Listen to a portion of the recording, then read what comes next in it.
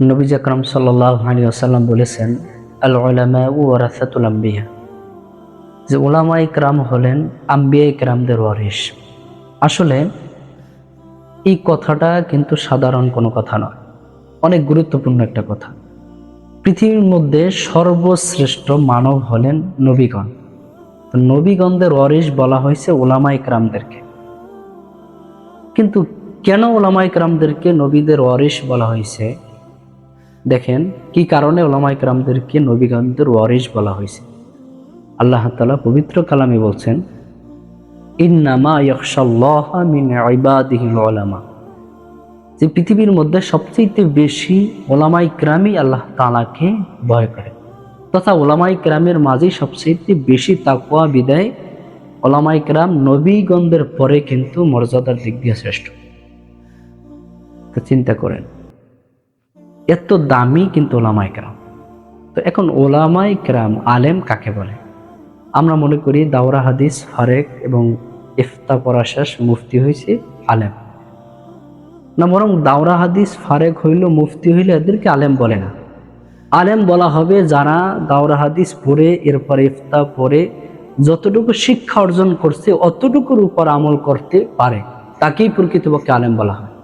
আপনি দাওরা ফারেক হইলেন, মাওলানা শেষ করলেন, মুফতি হইলেন, আপনাকে প্রকৃতপক্ষে আলেম বলা হবে না। আপনি প্রকৃতপক্ষে আলেম হতে পারেন নাই। আপনার মাঝে যতক্ষণ পর্যন্ত তাকওয়া না আসবে ততক্ষণ পর্যন্ত আপনি পরিপূর্ণ আলেম না। আজকে প্রায় মসজিদের ইমাম শব্দের ব্যাপারে ছোট শিশু বাচ্চাদের সাথে যৌন নিপীড়নের মতো আচরণ করে, এগুলো শোনা যায়। মাদ্রাসা, মহিলা মাদ্রাসায় অমুক আলেম অমুকের সাথে এরকম যৌন নির্যাতন করছেন, এরকম অনেক নিউজ খবরের মধ্যে আসে। আরে আলেমদের দিয়ে আল্লাহ তাআলা এত দামি বানাইছেন শুধু তাকওয়ার জন্য। তো তাকওয়া যার ভিতরে নাই সে আলেম হতে পারেন, তাকওয়া যার ভিতরে নাই সে আলেম হতে পারেন।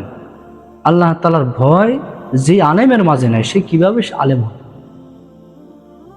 আজকে আল্লাহ তাআলার ভয় যদি তাদের মধ্যে থাকতো তাহলে মসজিদের মধ্যে নারী দর্শন করা, এরপরে মাদ্রাসার মধ্যে মহিলা মাদ্রাসায় এরকম ভাবে ছাত্রীদের সাথে খারাপ কাজ করা, এটা হতে পারে না।